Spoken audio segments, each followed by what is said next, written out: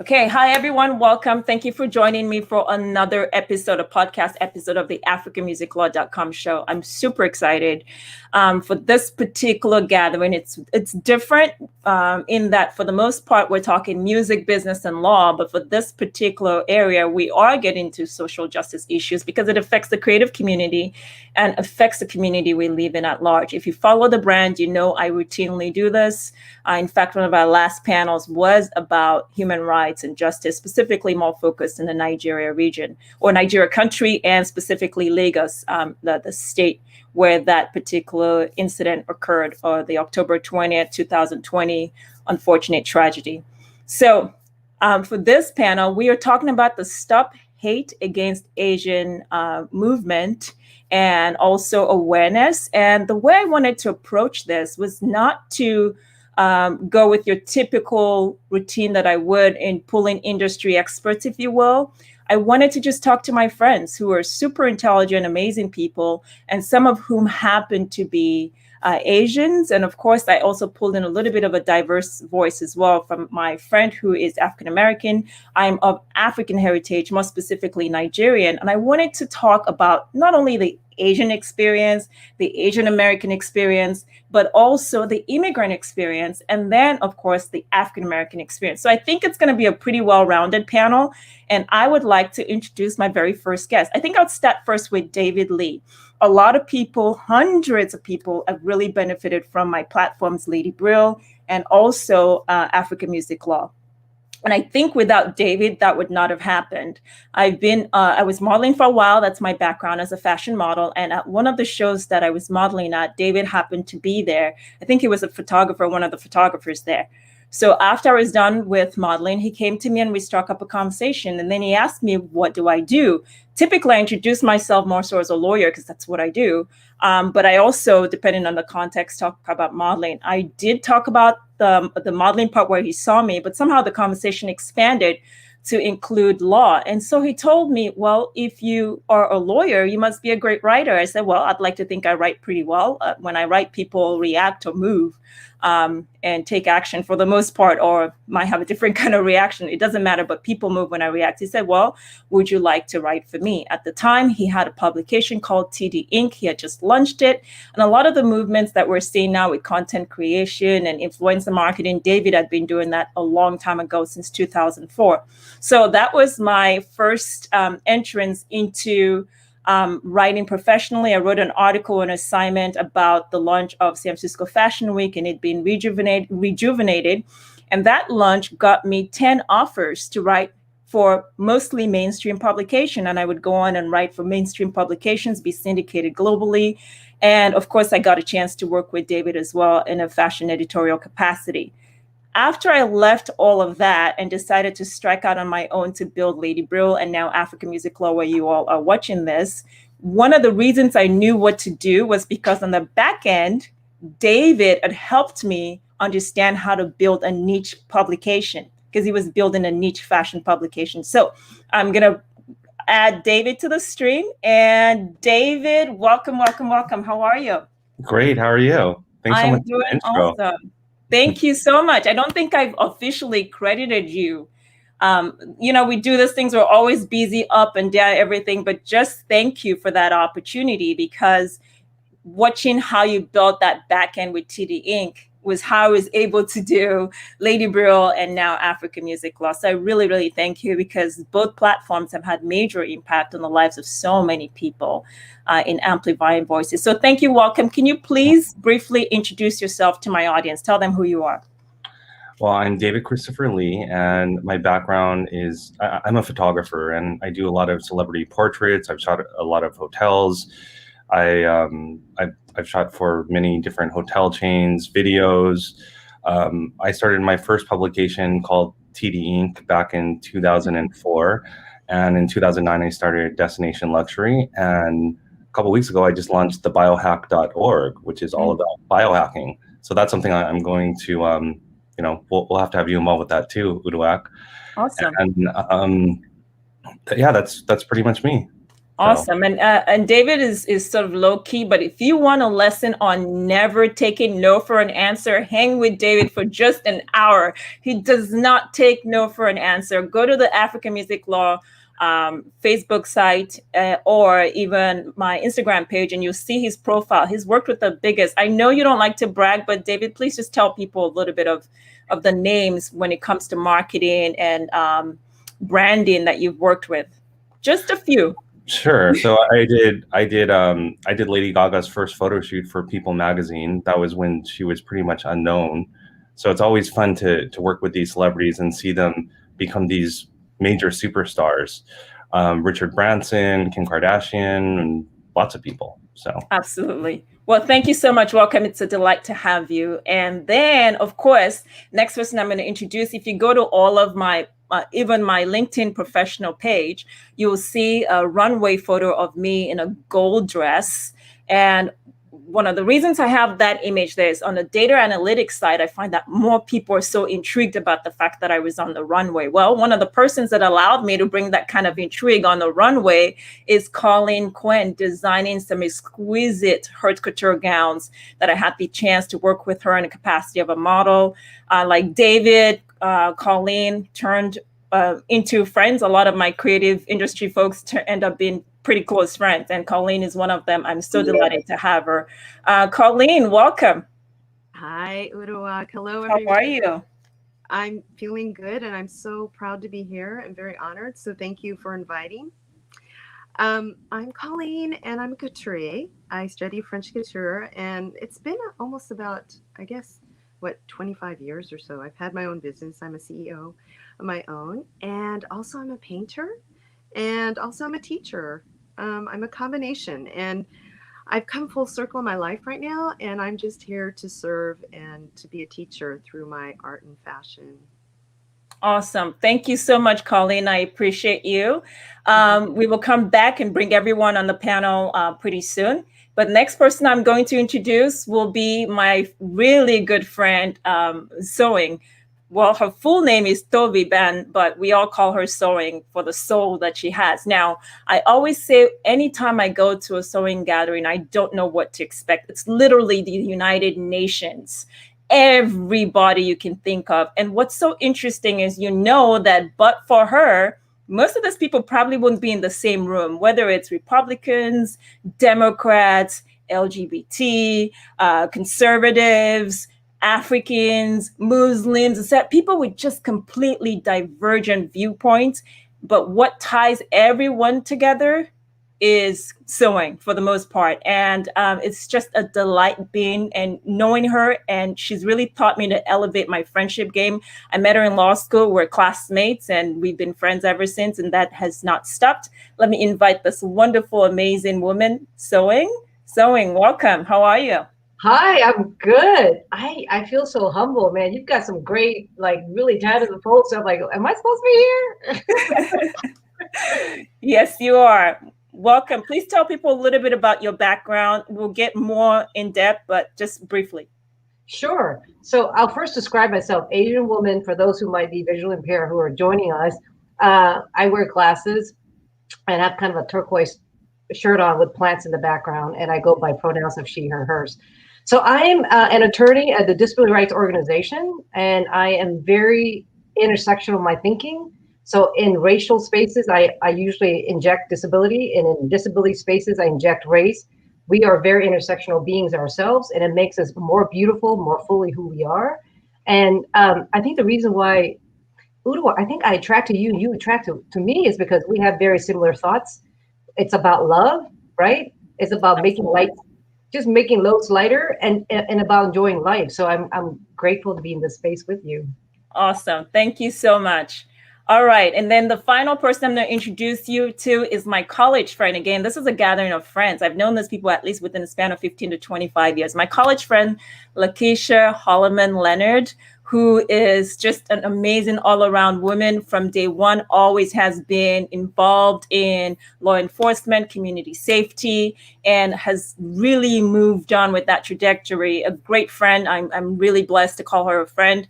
I'll let her tell her story, particularly as she gets into the law enforcement side. Keisha was an important voice to add here because when we were growing up in San Jose, she was mostly on the east side of San Jose. And that has a huge concentration of Asian Americans and just Asians as well, migrating from the continent. And I used to spend a lot of time with her on the east side of San Jose. So I think she brings a very unique perspective from all sides to the table. So Keisha, here you go. Hi, how are you? Hey, hi, Uduak. Hopefully you could see me. We can't quite see you in the camera. Maybe tilt. Yeah, there you go. We can see you better. Yeah. Thank you for having me. Yeah, like you said, I grew up in East San Jose, born and raised. Grew up in a very diverse atmosphere, all races, Asian, Hispanic. And yeah, thank you for having me here. My background is the legal background. I've worked for the federal government for over 20 years. And currently I'm part of the diversity committee to make sure that our office is of mixed culture other than just one culture. So I'm very actively involved in equal rights, equal pay for everyone. Also on another front, I am currently a new business owner. So just started my own business venture of starting my own fitness clothing line. So I have my criminal side and then I have my own other side, and currently, advancing my education. I have a background, bachelor's degree in criminal law and African American history, because I wanted to know my history and so forth. But currently I'm getting my master's in law from USC School of Gold School of Law. So that's a little bit about my background. Awesome. Thank you so much. So let's get everybody in here. Colleen, David, Sewing. All right, so we've got everyone. And I think the place I want to start, we are going to have all kinds of conversations, the immigrant experience, the Asian American experience, the African experience, the African American experience, because I think that often we don't have everyone in the room and everyone is like in their little pocket areas and the dialogues are not taking place. Against the backdrop of what we are here to talk about, stop Asian hate, I want to start off first with our immigrant stories. And Keisha, I recognize that yours will be different. Obviously, maybe your family migrating from a different part of the country to San Jose. But let me start that conversation with Sewing, because Sewing, you have a very, very interesting experience. And so let's start with you. And everyone, if you're not speaking, if you could just briefly mute your mic, that way we don't hear any kind of echoing. But let's start with Sewing. Sewing, just very brief background of how your family migrated to this country. Sure. So the brief background is that I am ethnic Chinese, Vietnamese nationality coming to the U.S. And how we came to be here is because of the war in Vietnam. My family is part of a large community of boat people. So we actually escaped out of Vietnam, got on a small boat and was out on the South China Sea for days. We were starving. We didn't have water. We were met by pirates. But through all that, our family were fortunate. We lived through a lot of Vietnamese folks died from that journey. We lived through it and landed on a Malaysian island for about a year as refugees, and then came to the United States. That's my story. Okay. And then Colleen, can you give a very brief summary of your family's history and how they've migrated here to the States? Mm-hmm. I'm third generation. My grandparents were born here in San Francisco in the early 1800s. And so my parents were born here also in San Francisco, and I'm born here. So I'm third generation American, Chinese, and originally my roots are from Canton. Okay. Thank you. David? I'm third generation too. So my grandparents are from Guangzhou on both sides. They're Toisan, and they came through San Francisco. My mom's side came from San Francisco, and my dad's side came to LA. Okay, and then Keisha, please go ahead. So I'm African American, and my parents were born in Fresno, but my grandparents were born in the South. So they were born in Texas and Arkansas, and pretty much that's where it stops for me as far as knowing my ancestry. But I know I'm from Africa. So awesome. Okay, so against all that backdrop, let's start first with what we're seeing happen around the United States, which is unfortunately violence against Asian Americans. Obviously, other groups have had and continue to be affected with discriminatory practices and racist actions towards them, but we're really focusing in on the Asian American community. And so I just want to start with you. What do you think ought to be the message that collectively as a whole, I would say Asian Americans want to hear from their fellow community people right now surrounding what their struggle is? On mute. Thank you. As you can hear from David and Colleen, Asian Americans have been on this land in the United States for quite some time, but because of white supremacy and because of political dynamics, we are never seen as Americans, right? We are very conveniently seen as American when it serves the purpose, and conveniently seen as other when it serves the purpose. So we don't get to dictate our own belongingness, right? So I think what Asian Americans, Chinese Americans, and the diaspora is that we are Americans and we belong here just as anyone else, and that we are created equal, right? Given all rights, and should be seen and should be heard, and not otherized. So from other communities, from the Black communities, Latino communities, Native communities, we actually have shared experiences in discrimination. So I think if we come together and we collaborate and we unite, we are all the stronger for it. That's my message. Okay, so David, let me pick up on where Suing has stopped and say, you're a member of the press. Not only are you a member of the press, you've worked with some amazing brands, and branding is everything. You get country branding wrong, you get continent branding wrong, you get company or personal branding wrong, and everyone else gets to write and run with your narrative. How come, especially for someone like, and so many more we know, powerful Asians in the media space, how come we've not and continue to not hear a clear focus and voicing of the Asian identity in America? Why is it always everyone else telling the Asian story? Well, I think it's because Asians generally tend not to speak up for themselves. And because of that, it's just a self-perpetuating stereotype that people believe, and it just keeps on getting worse and worse. So now the Asian voices are just starting to be heard with the Stop Asian Hate movement. And it's incredible because now we know that we can stand up and have our own voice. Okay.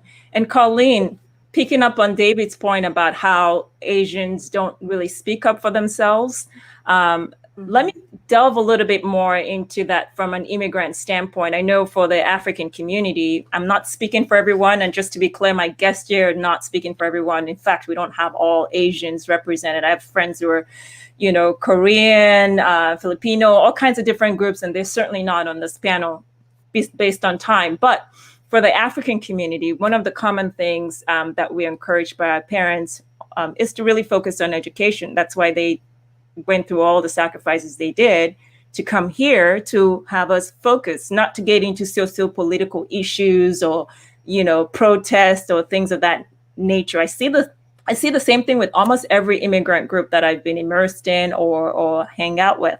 Can you speak to that a little bit more? Because I know that you're a little bit more of closer to that generation that can understand those dynamics and how it plays out into not speaking up. And I'm speaking as a third generation, but also being educated about my roots and my old culture. It's 5,000 years old. It's an ancient culture, just like all of us, right? We all have our old culture. Well, we've been holding on to our family roots and carrying that culture to America. And I feel that, yes, we've been very humble and maybe slightly passive, but it's to try to belong here. I mean, it's to survive here and to bring our family roots here. So there is that struggle of Chinese like us. I'm speaking for Chinese and maybe Asian families as well. We are all about family, and we're all about elders, respect, and a village. And it's about, I think, mostly all of our cultures, our old cultures are like that, isn't it, Uduak? We all have that same common denominator. We're just coming here to survive and to belong, to be a part of everyone else. We're not here to hurt anyone. We're not here to cause any hatred. Of course, there's going to be hate and love together. That's all that. But we don't want to commit crimes. We're just here to survive and to be as one. And it's a challenge. I just remembered my father told me one time, and it was in the 1960s. He was trying to buy some land, and it was difficult for him as Asian. And that was the 1960s. My grandparents had their own homes and stuff. I'm not sure how that happened. I didn't get to speak to them, but I'm just saying that we've had our own struggles, but we're not here to actually create judgment. I'm speaking for my Asian family. We're just here to try to belong.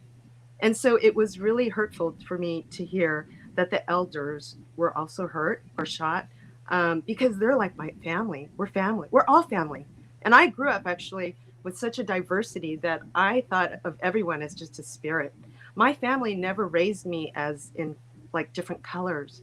I just thought of each one of you as a spirit. So my perspective is so different now because I'm so modernized and I'm American, but I'm also honoring my Chinese roots.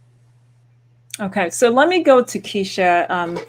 I don't know if you're familiar with Gary Vee, but I'm sure a lot of people are probably familiar with Gary Vee, the personality, and then really focused on social media, etc. And often you will have a lot of different immigrant groups, but particularly young people asking him, how do they chart their own course because their parents want them to be scientists and engineers and doctors and lawyers. And he will often say, well, get yourself off their paycheck. Go make your own life happen. So in the context of everything that we're talking about so far, and from a perspective of your perspective, you're hearing, for example, Colleen say, all we want to do is just belong. That's all. We're looking for that opportunity, etc. In growing up in East Side San Jose, and I know that area was particularly concentrated with a lot of Asians and Asian Americans. Can you speak to what that dynamic was in observing that and how your perception was as a Native American, seeing all of this different immigrant movements and generally just the concentration? Is there openness towards people that do not belong to the group, etc.? Just want to hear your perspective on that. Thank you. So growing up in East San Jose, when I was in school, even friends of mine who were of Asian background, the main focus was school, like social things, being a part of clubs, and it was not on the agenda for them.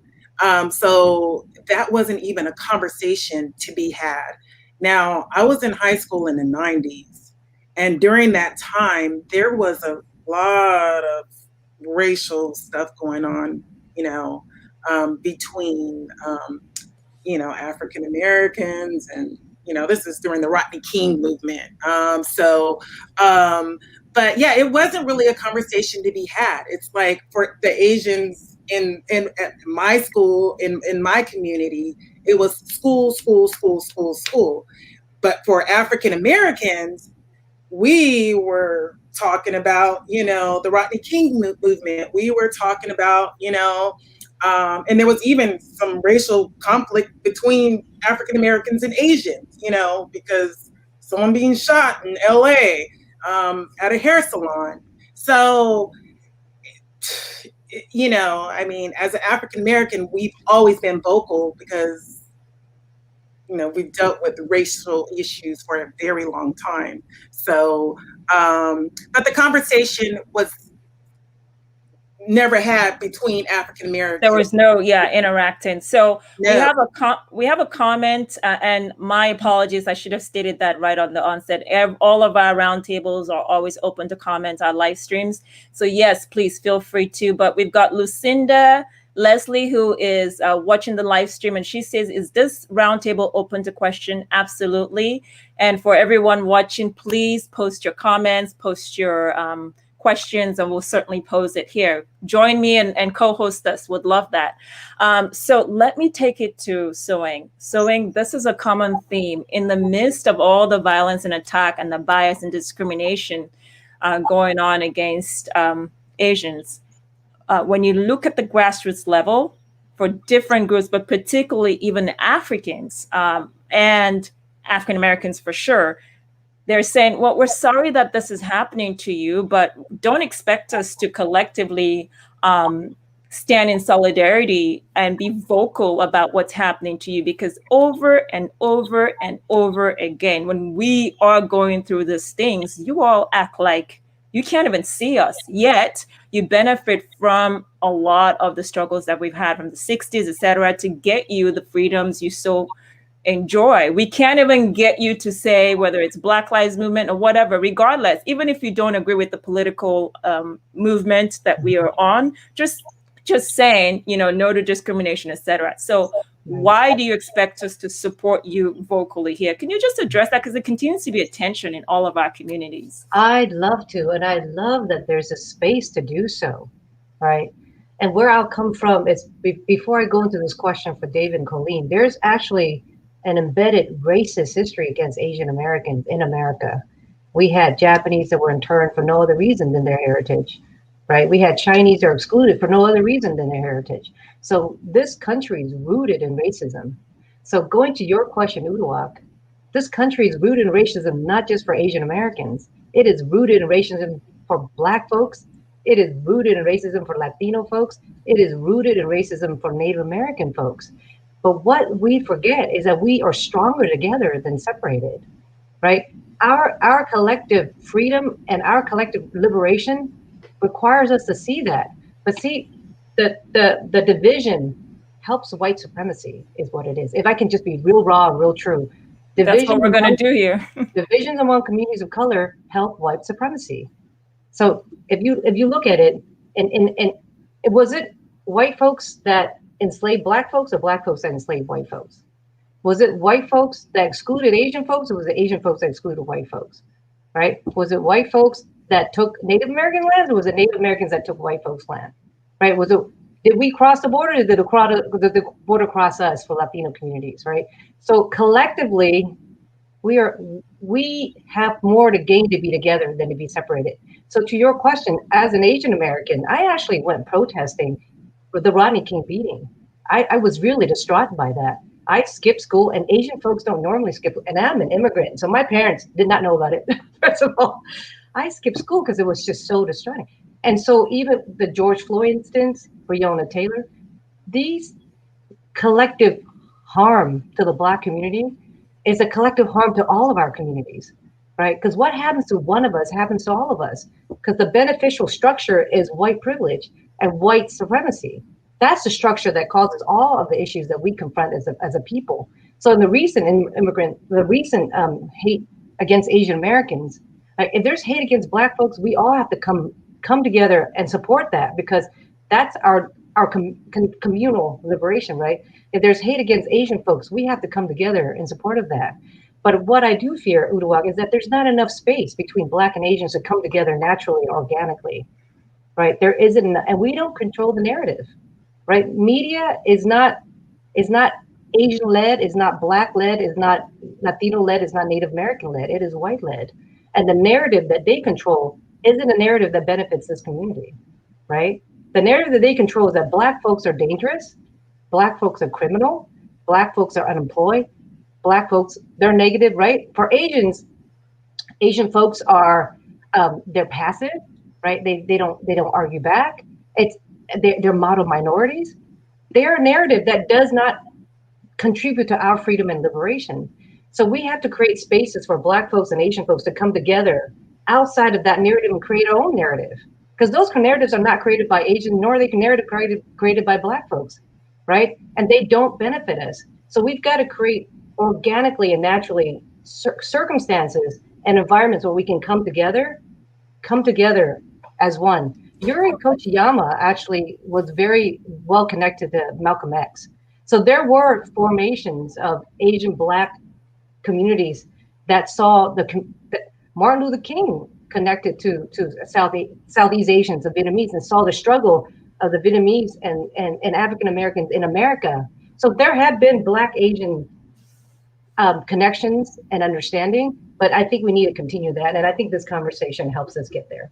Okay, and so we have a question for Lucinda. Lucinda, hold on a sec. I'm not going to ask it just yet, just for continued momentum on where we're going, but I will come back to it. So I see you. Suing, we said we're going to get raw here. So let me push back on that, and then I'll go to David. So in pushing back on that, one could argue, and I've heard the argument made, and let me sort of take it from a perspective of an African to say, or someone of African heritage to say, okay, that's all good and dandy in the United States, but in Asia, African people are being treated very poorly, in a very racist fashion. I've seen this commentary everywhere. Even the coronavirus, we know that we had certain people in government saying the Chinese virus, right? But on the continent, in China, when you had Africans that were allegedly had coronavirus with nothing confirmed than just suspiciousness, ultimately they were kicked out of their homes and they lost everything. So there's the argument that you can blame that collectively on. Of course, we have that long history. It's undebatable. When you're here in the US, you can blame that on Americans, but at what point white America, and specifically racist white Americans, but at what point do you also own that responsibility on the part of Asians, particularly on the continent? And I like how Colleen is very, very clear on there's a distinction on Asian Americans and Asians on the continent, and the mindset and everything, like the diaspora is different. But so we can just address that briefly, and then I'll go to David to also talk about that. Yeah, I think because we're talking about Asian hate in America, Mm-hmm. that's why the conversation is there, right? Okay. Mm-hmm. It's very much like with the sheriffs from the county that says, oh, he was just having a bad day. That's very much from a white narrative, right?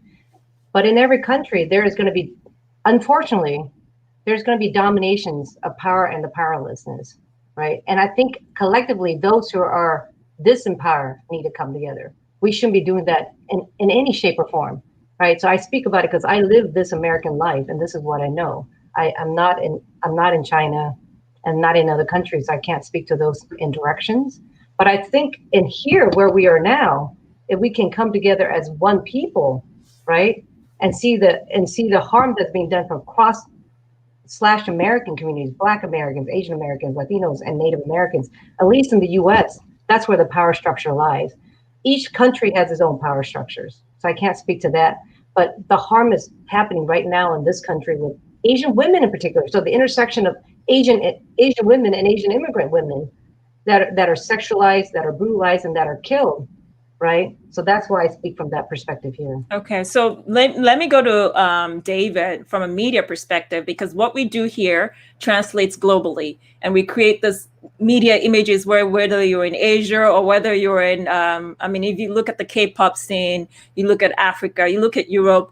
When I traveled through Europe, even the most recent time I was there, it's still all music from America back to the 90s or most recent. Everyone is consuming all the media we are creating. So, David, can you speak to sort of the responsibility that I really want to zoom in on what role you think, especially having been to 40 countries and creating all kinds of media, what role can the media play, particularly Asian Americans like you, in trying to change the narrative, because you hold the power in your hands as well, especially with digital media and all these other things that we now have, the tools that we now have. How can you control the story again? How can you take charge of the story and the narrative about who Asians are and who Asians think other groups are based on what they see on the continent in their respective countries?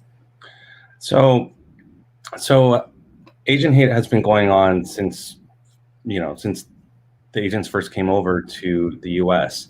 And we're experiencing the very first time that mass media has ever even talked about it, just because of the Asian stereotypes of Asians not speaking up for themselves and being passive. So now people are finally having these conversations, and thanks so much for bringing together this group, because we're able to talk about all these different issues. So now is the chance for us to go out into the mainstream media and talk about these issues, because it's just never been done before. And everybody has the power to get their voice out now through social media. So now's the time to really, really do it. Okay, so let me go to Colleen. Colleen, the question posed by Lucinda Leslie is, she wants to know how you feel about treating the symptoms instead of the cause. She says the symptoms of racism rather than the causes of racism. I'd like to hear the perspective as an Asian sister. Thank you. Asian sisters and brothers. The symptom, what's happening now, I want to be very proactive as an Asian American. I love all beings, but I also love my brothers and sisters and aunties and uncles, all of my Asian roots here. So I would love to be a part of helping the elderly and to assist them and protect them. Also, maybe I can be a teacher and teaching how to actually maybe protect themselves. And let's say if they are approached, what should they do? And it's all about education. If we can educate them to protect themselves, they have more of a confidence. We need to build the Asian community confidence of themselves. They need to honor themselves. And it's all rooted in us, in each one of us. So if I maybe can be a teacher or something, or a mentor to the ones that need to be reached, just to give them that support, that backbone, I would love to be a part of that. So if I can help in that way, that is like the root and the foundation of how you can even speak up yourself and protect yourself going forward. That's what I'm thinking right now. Okay. And Colleen is, like she said, pure spirit, creative, and I love that. So keep flowing, Colleen. Keisha, Colleen raised a point about education, right? But I want you to further discuss the statement or the question that Lucina was posing about the symptoms of racism rather than the causes of racism. So can you address the symptoms and maybe expand a little bit more on that cause, but the symptoms, because it's sometimes, depending where you are, it's not as blatant, although the past 4 years it's been in your face. But I'd like to hear you just expand a little bit more on Lucinda's question. Yeah, so I would really hit on the media. The media portrays,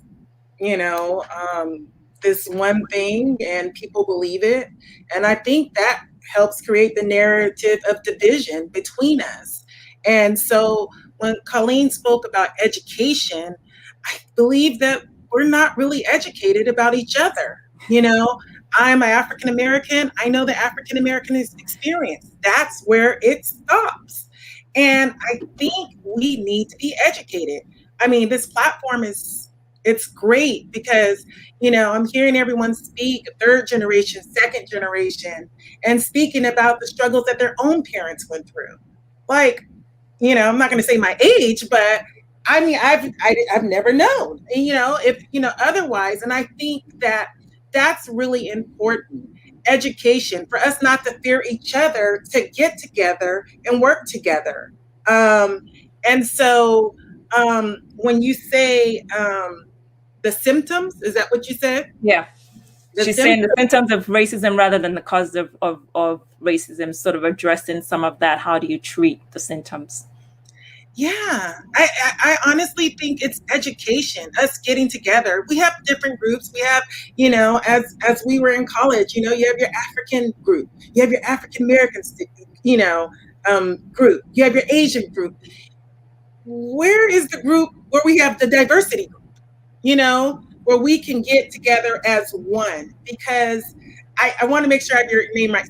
Suing? Well, it's Tho, but we call her Sewing. So Sewing. Okay.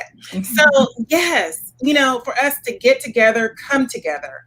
And part of that is educating each other on each other's experience. I think a lot of times because of the history with American and African Americans of slavery, I think that is the racism that's put in front, and current events that's happened, obviously. But yes, all of us are experiencing racism, Asian, Hispanic. We just don't really understand and know. I just want to connect with each other, as you said, to educate. Let me continue with that theme of education, Sewing, and actually want to talk about tie it in with the media as well that David talked about on Colleen. And here's how the approach I want to take it. There's so many stereotypes, you guys, about Asians. One of which was which is the model minority, and I was quite shocked with that, right? Because I was born in San Jose, moved to Nigeria, was raised in Lagos, relocated back, and I would hear that Asian minorities are like the stellar model minorities, and they do so well in school. Well, being that I love diversity to begin with, my friends have always been from all walks of life. So in high school, it was no surprise that I had a lot of Asian friends as well, but they certainly weren't performing on the top level in my classes. And I remember asking one of my close friends, I said, what's the deal? I hear you guys are supposed to be this model minority. How come you're not up there? You know what I mean? So starting with that kind of education, right. What's the reality? What is the reality? Right. Thank you so much. Versus what we say about the model minority. What's actually happening in the Asian communities?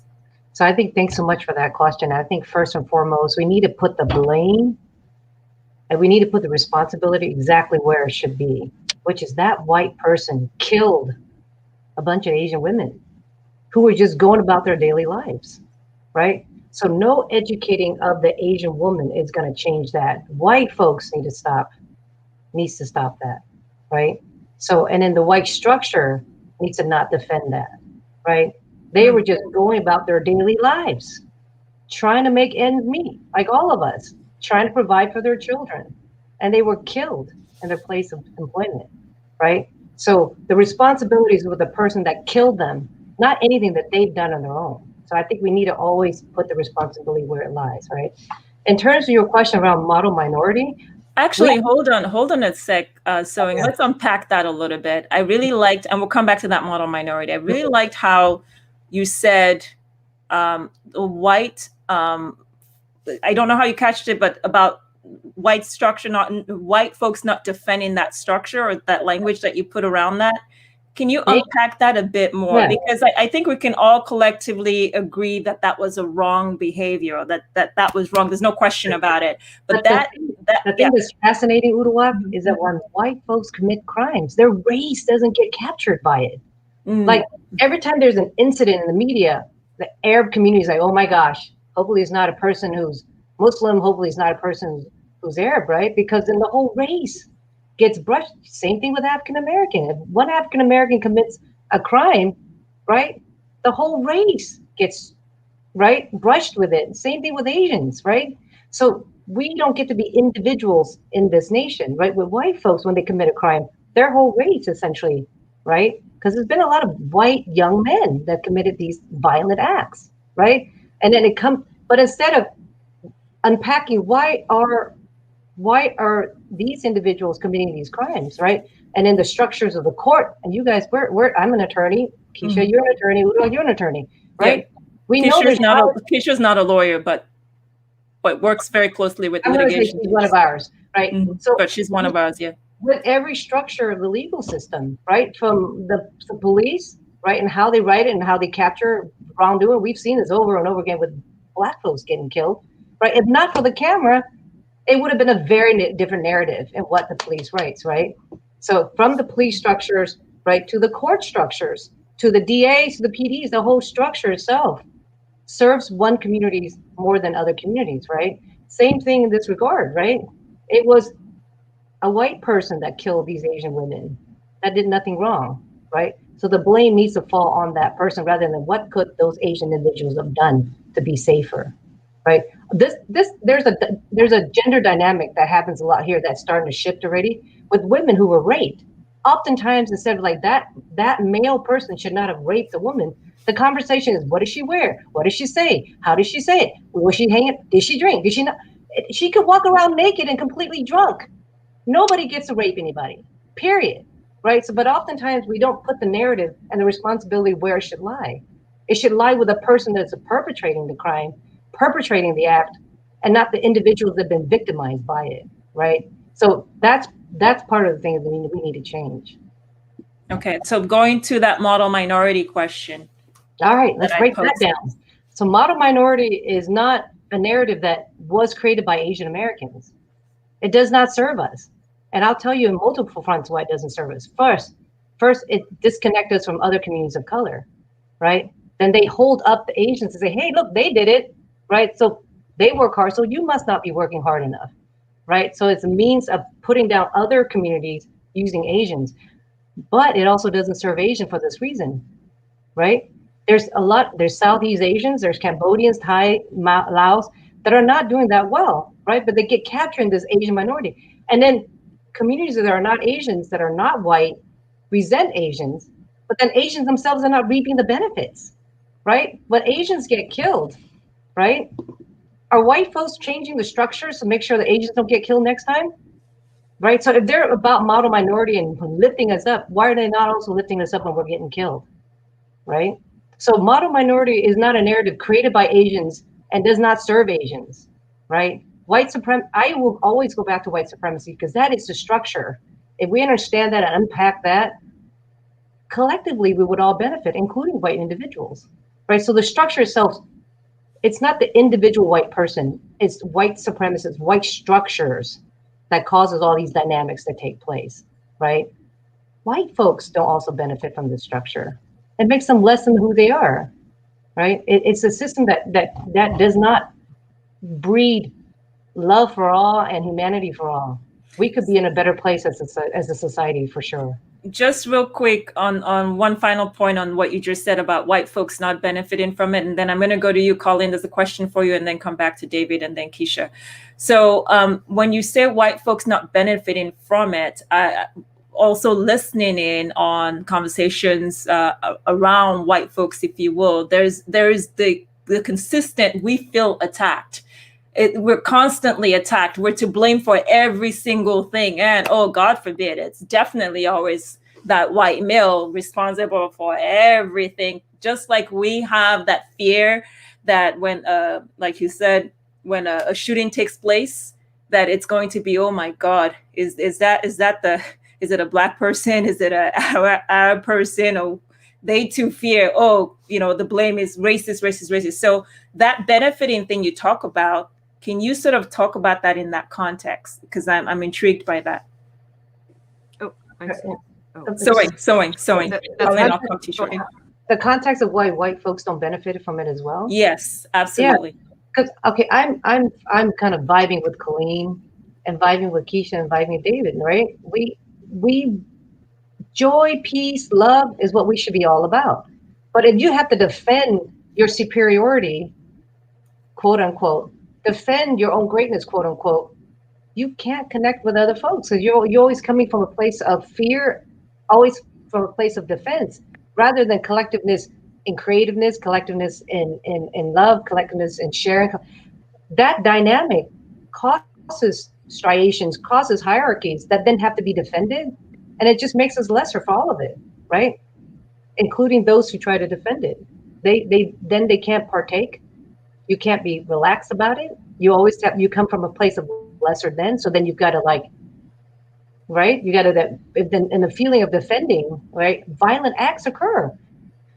The reason why the January 6th event happened at the Capitol is white communities feeling that they're losing this country, right? Mm-hmm. So they come from a place of this fear of loss that then causes violence, benefits no one, including themselves, right? So I think for that reason, all communities, all of us should come together and break down that structure. Okay. Colleen, there's a question posed for you from Lucinda, and she says, let me show that here. She says, why do you think Asian women are still so disparaged? If I may ask Colleen Quen this, because I identify with her most of the panelists. So I'm interested in her thoughts. Sure, Colleen, go ahead. So disparaged. Can you expand further on that? Disparaged. Okay, so Lucinda, if you want to further clarify your question. Love to share my thoughts. If you would further clarify for Colleen, that would be appreciated. All right, so David, let me go to you, and I wish we had so much more time, but this is just the beginning of so many conversations. As these things arise, definitely we're scheduled for an hour and we're already getting closer to that. But I still want to zoom in on you more on the media side, because I understand the power of media, and collectively everyone sort of talked about it, and we know that the person who controls the narrative really is where the power is. So tell us some concrete steps you would suggest that the Asian community, particularly now, can begin to employ, and for those who support them, and vice versa for them, in trying to support others who are experiencing the kind of hate, bias, or violence against a particularly targeted group. What would be your approach on how you use the media to help with amplifying those voices? So the easiest way to do this would be through social media. So based on the algorithms on Instagram and all the different platforms, they promote whatever is trending. And right now, the Stop Asian Hate movement is trending. So if you post something about your experience with racism, then chances are it'll go higher up in the algorithm and more people will see it. The more people that see it, the more mainstream media will cover it. So that would be the best way of helping further this movement and encouraging more conversations. Excellent. We do want the mainstream media to cover it, but everybody has the power to get this started and get it going. So right now is definitely the time to do it. Excellent. Colleen, let me come to you. As I was talking about our different communities and sort of the immigrant shared experiences of our parents saying, focus on work, focus on school, get an education, usually get a great job, go marry, get a home. And if you're a woman, have babies. If you're a guy, keep that great job working for others. Forget even being an entrepreneur, because you might not even earn much. Yeah. So speaking to the younger generation of Asians that have, Asian Americans particularly, that have been in this bubble and continue to see and feel such tension about going against their families, not because sometimes they can't even do it. Most of my friends tend to be, the odd ones out, the rebellious ones. So, but not everybody's that way, right? But the reality is, even if they wanted to, there's the part that we're not even addressing, which is the shame that the parents might feel in their community or be ostracized from their own friends and family because their child is the one going to the protest, their child is the one speaking up and being covered, etc. So what is the advice you have for such young folks that are saying, we want to be involved, we're in the same classrooms with others, and see their struggles, we benefit from their culture, etc., but somehow we continue to stay silent because we're concerned about this fear with our families. So how do you address that, on how to break away from that? Yeah, I think they need to definitely look at social media, Instagram, and notice that all the Asians and everyone who is supporting us is to look at them as role models, and I think this new generation, the young ones, are so bright. They have such deep wisdom. And I feel that we need to listen to them and support them, because they're going to be our voice. And I am third generation, and I'm a warrior too. I'm a tiger. I totally did not become an engineer or a doctor. And I am not married now. And I don't have any children. And I'm also an artist and a musician. I'm totally not anything that I was supposed to be. I didn't procreate children. So my lineage is not going farther. It's just me, you know? And so I have to stand on my own. And that's why I want to be here where they can even reach me. But not only that, just so that they know that they have role models that we're supporting them. And maybe this is giving me the inspiration for my Instagram, is to even promote this more for the young ones. I am a teacher. I love to reach out to them, to be there to support them. I am like the mother. I like to be the mother to everyone, to every spirit. So yes, I suggest that they believe in themselves, and they speak for us too at the same time. We need them. We need them, and we will honor them, and we will support them. That's what I can say from all my heart. Keisha, let me talk to you based on your background and what you even do at work in promoting diversity. What are some of the tools you think, particularly with the African American community? I mean, the comments, same on the African end, the comments that I've seen and read on social media is through the roof. And frankly speaking, to some extent, valid points of saying other groups, particularly Asian Americans, are silent when they go through their own struggles. So what are the tools for both communities that you think can be used to encourage more dialogue and a little more understanding of each other? You know, I think that being able to communicate openly, like I say, I'm part of our diversity community at work, and also being able to relate. And the only way that you'll be able to relate is actually talking to the other side. Like, I work for the federal prosecutors. So with that being said, a suggestion that was had was, you know, we're the diversity community. We're the diversity committee. Why don't we go into the community? Why don't we go into Chinatown? Why don't we go into, Market Street? Why don't we go into the community? We're prosecuting these people, and we don't even know anything about the people. And I think that is the biggest downfall. You place yourself up here, and you can't relate to people who you may think is down here. And not only that, you don't even have the people that you prosecute, people representing those people that look like those people. So you have a lot of white men who prosecute all types of races. And what I'm seeing today, it's a majority of Asian and Hispanic. Interesting. That's being prosecuted, yes. But you have no one that represents these people. The stereotypes have to go. They have to go away. I think that is the division for us. There's just so many stereotypes within. I think of one, and you know, when picking a jury, prosecution always want an Asian. Why? It just, you know, so stuff like that. I just was like, what?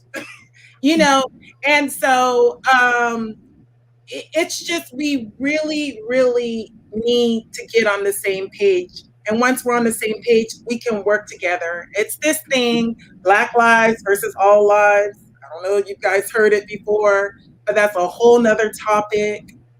But I believe if we work together, stop stereotyping, and have a platform such as this where we can openly conversate about issues, stereotypes, the media who controls this narrative that clearly does not represent minorities.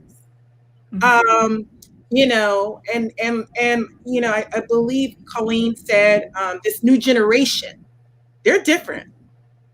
They're the ones that were out there, you know, protesting. Okay. And they're different, and they are more open, but we just got to get these other people at the same level. Yeah. So let me speak to what Keisha, the points you've made. So as part of, I've had a 20-year career as a lawyer, and a lot of that has been litigation work. And at some point I was doing extensive criminal defense work. And I remember when I started to take on and represent clients in the Asian community, and particularly the Hmongs, where the groups I kept seeing getting into trouble all the time. And part of I'm always, and I think will always be an attorney who's about getting into and being a part of the community for all kinds of clients I represent. So I would go into those communities, and again, those stereotypes completely broken. It is not what we think it is. To the contrary. Also, as part of my magazine, Lady Brill, I would co-sponsor events in the Asian community, and particularly events relating to women. And to see the cancer rates, particularly, for example, when you look at Vietnamese women who are entrepreneurs for the most part and have a lot of the nail shops we all visit and all get our nails done, but no one for a very long time was addressing health concerns and issues and the chemicals that they're exposed to and breathing that every single day, 24/7. So when you're looking at those communities, the astronomical cancer rate is just scary. I mean, over time, there are little, changes that are happening, but still not enough that's being done. So I agree with you, the education going into those communities and those communities as well coming in. For those of you that will watch, especially the younger folks, we're not tied to what our parents are saying. We have to, at some point, make our own decisions to say, hey, look at this. Yes, I want to be an engineer or a scientist, or maybe I don't want to be those things, but I cannot. This is our home. This is where we live now. We're not returning back to China or other parts of Africa or the Middle East, South Asian friends of mine, Middle Eastern friends of mine. The same issues permeate in every community. Pacific Islander, it's the same thing, where you see the younger generation not able to speak up because they're so concerned about what the elder or older folks in the community think, which is good, but you can't be so passive where you're not being involved in the community. Because, Keisha, the final point on the points you raised, you said, I'm seeing a lot of Asians and Hispanics get prosecuted. I used to do a lot of speaking engagements around criminal law work that I was doing. And one of the things I would tell my community when I had the opportunity to speak was, look, you got to get past this, excellent, overachieving qualities, which are great, but you also have to get involved in the community, because soon and very soon, the names are no longer going to be the native Black American names that you see with police brutality. Our children are being completely integrated into the community. Some of them, and I've seen it in the Asian community as well, don't even want to identify as being whatever you think. They're just American, period. They don't have time to be any other group than just American. They wouldn't say I'm Asian American. I'm just American. I'm not, African. I'm American. Things are changing a bit. When they go out into the community and they, for example, get stopped, no one is looking to say, oh, you know what, you are African, so therefore you get a pass, kind of thing. So it's to everyone's best interest to get involved locally in the community where you live and get to have a clear sense of the issues happening and how to be a part of creating more equity in the community. I'll go to Lucinda and then come back to everyone for final words that they have to say. And so Lucinda says, in response for the clarification, she says, there isn't really anything to, let me put this on the screen so everyone can see this. In response to Ms. Quen, there isn't anything to clarify. I just want to hear why she thinks Asian women are still today being disparaged and belittled. For example, the spa workers who are assumed to be sex workers. Why is that? After all these decades of being disparaged, why does it still continue? How do you treat the cause? Is what she's saying. Yeah. So Colleen, over to you. Lucinda, that's such an important question to rise. And as a woman, Asian woman, I'm also, a stereotype of a China doll or of, et cetera, right? It's such a stereotype, and it's so belittling, yes, for them, for the Koreans that just passed and were shot. I think we need to speak up of the ones that just passed, and to tell, and actually just to speak up and honor them, at that they're just not, they're beautiful people. And we need to educate everyone, because here they're throwing out names and stereotyping them when we don't even know them. Please honor them. They've been killed.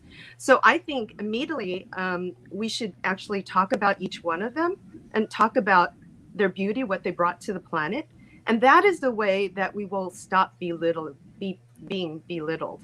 Because for us to just let it go and to let everyone think that there's something that they're not, we need to clarify that and correct it. So again, it's about educating. And immediately, I mean, I'm not sure, maybe I can help and read up more about them and honor each one, interview each of the families. I'm open to doing that too, but I feel that we need to have spokespersons behind the ones that have been victims, and that we need to support them. Okay, so that would be something I'm going to do. All right, so let me hear your final words. And I think, Suing, I'll sort of save the final words because this is your line of work and you really are very entrenched in this area, just generally across all kinds of sectors. So all kinds of different groups and organizations in really amplifying. So I'll save the last comment that you may have for us. And let me go to David for your final words in closing on just what you want to communicate to everyone listening, and particularly the Asian community members of the Asian community that will watch this. So we need to stop Asian hate. We need to stop all racism.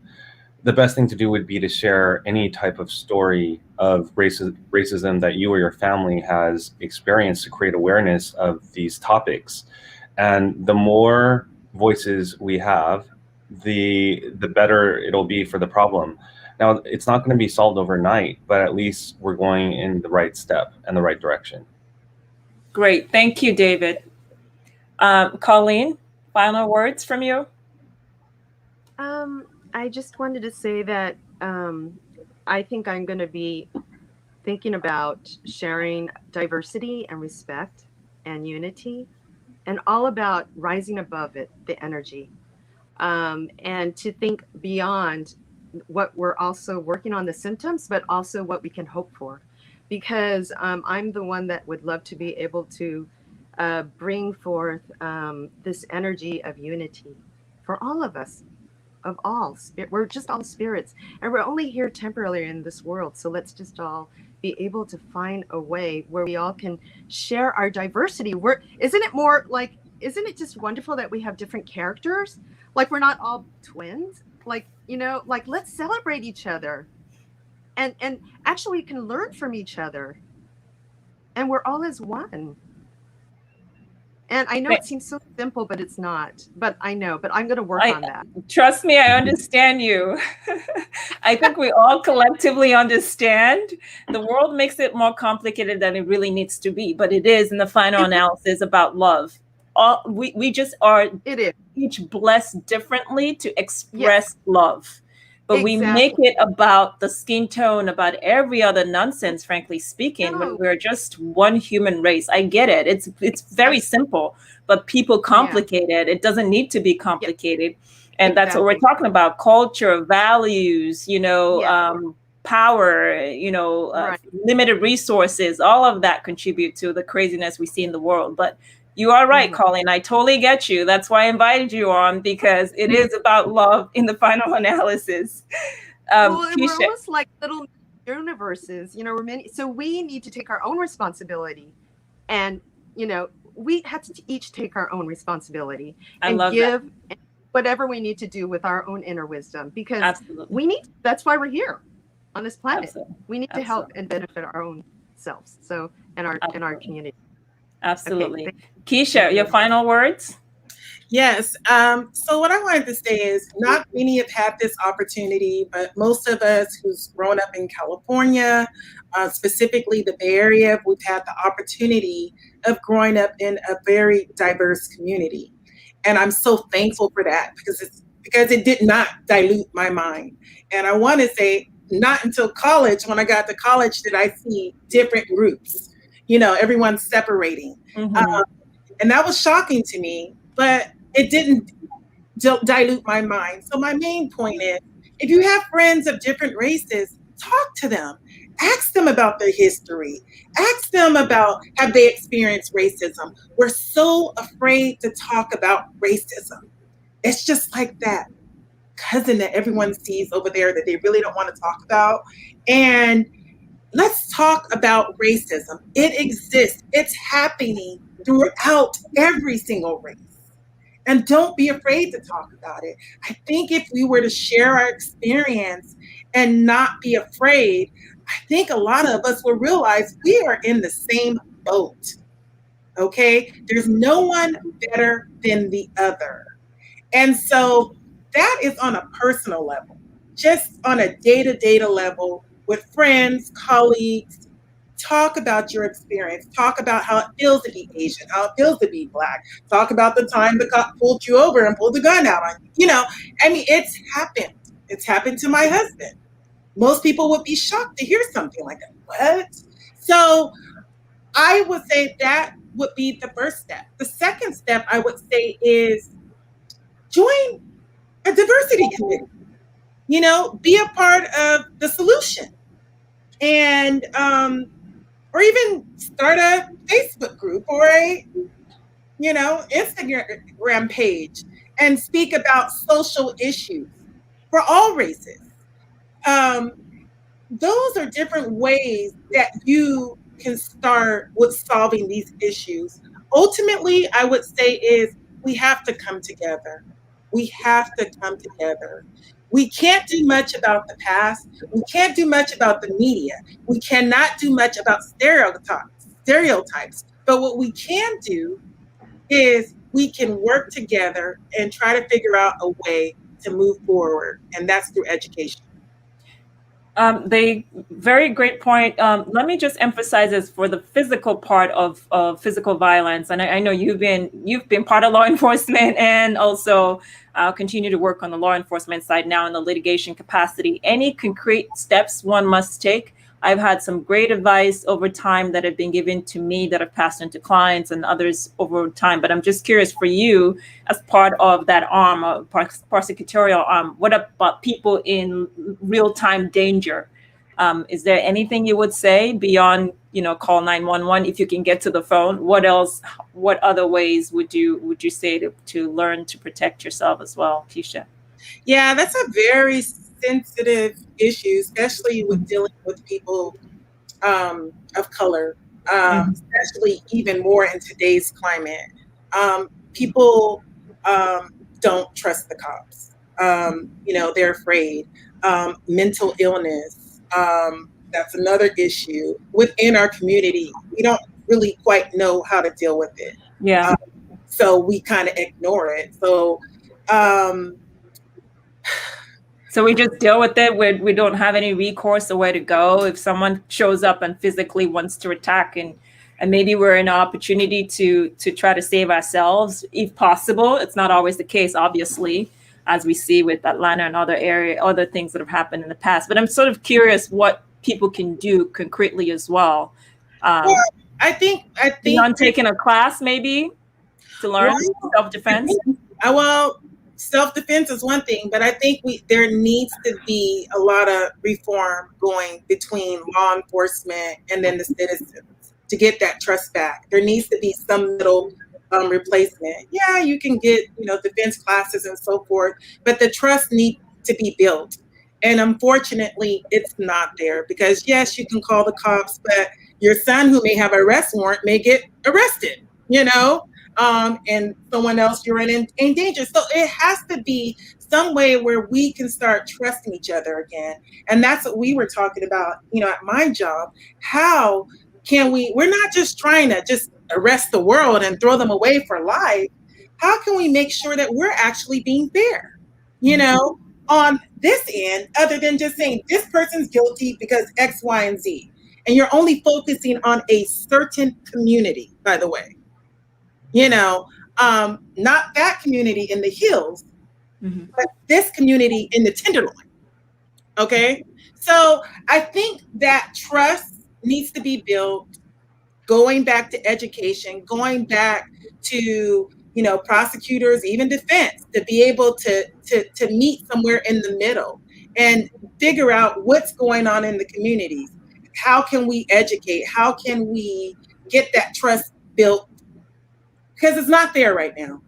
It's really, really, really not. And we feel it. Just in our, I say the prosecution side, we feel it. You know, obviously, because people complain. So But yeah, so that's my thought process. Thank you so much. Final words from you, Soy. Yeah, sure. I have 3 thoughts. And Keisha, thank you so much for bringing this up. Because I'm a disability rights attorney. So mental health and disabilities are often left out of the conversation when it comes to diversity. So I would encourage everyone here when we speak about diversity that you've got to consider disability as well. Because Keisha, to your point, a Black person, right, interaction with a cop, there's statistics that doesn't go well. A Black person with a mental health disability at intersection is even worse. So you've got to look at disability as well in all of our communities, right? So that's the first point. The second point is the killer should not have killed those Asian women. I don't care what they were doing, period. He is the guilty person for killing these women, period. It starts there, it ends there. You know, what they did, what their work was, I don't care, right? So we need to put the narrative, we need to put the responsibility where it lies. And then the third point is the same thing, right? We are stronger together and we're stronger collectively. And love should be the core of what drives all of us. Love should be the core of what drives all of us. You know, we come from love, we're gonna end with love, and that should be where we should be and where we should end up. Okay. Let me just close it up by saying, you know, I've personally seen the shift also with the particularly second, third generation of Asian Americans in Black communities. I would say, for example, where I shop locally in Sacramento for my, you know, hair extensions and weaves or wigs whenever I want to get super playful. It used to be just generally that when you go just overall to Asian, for the most part, Korean-owned stores, hair stores, the treatment was just deplorable towards African Americans or perceived African Americans. It didn't matter. But what I noticed, and I don't know if it's unique to the store, but other places I've traveled, I'm noticing this as well. In the local community that I am in Sacramento, King's Wigs, anyone ever interested in checking them out? So the entrepreneurs there, it's Korean owned, but they hire, I think, easily 99.9%, at least in the past. And maybe it might be about 90% now, mostly African-American employees. The service when you walk in and leave, absolutely amazing. Just you feel good shopping there and you feel good leaving there. And they're very knowledgeable about the products and just respectful overall. And I think it might be that because we're going into that second, third generation that are changing the way they're saying, we live in this community, we interact with all kinds of people here. We're going to reinvest our dollars here by hiring the same people, that we're selling to, and the list goes on and on and on. So it's good to see those kinds of progressive movements. But to tie to David's point, ultimately, when all is said and done, doesn't matter what community, if we cannot get visibility to be seen and we cannot own the narrative, really, it's a problem. So we need more voices. Thankfully, we don't have to rely exclusively on mainstream. We've got to own our narrative, and literally comes back to David's point, super important point, beyond the grassroots levels of what we're doing. Use the social media, use any kind of media visibility, and get the word out. I want to thank you all for your time and being here. You all have been amazing friends for a long time, and I'm glad that I could just throw everyone in the room and say, please help me out with this topic, because you've had such impact in my life. And because you've had impact in my life, I've been able to impact so many others as well. So thanks for pouring into me. And it's just a delight that you could spend a little bit of your time. Thank you so much. I appreciate you all. You can stay back and continue to interact. I will talk with you briefly. Let me close it out just quickly with my audience.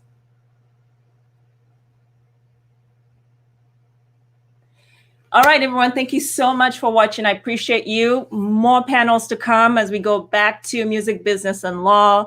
Recent Grammy wins with Wizkid and Burna Boy. We've got to talk about that. And I'm looking forward to presenting you all with some stellar, amazing, brilliant minds in the business and music community as we take on those issues in the direction of Africa's music industry. So thanks for watching, and feel free to share with everyone else, and I will see you on the next broadcast very, very soon. Cheers. Bye-bye.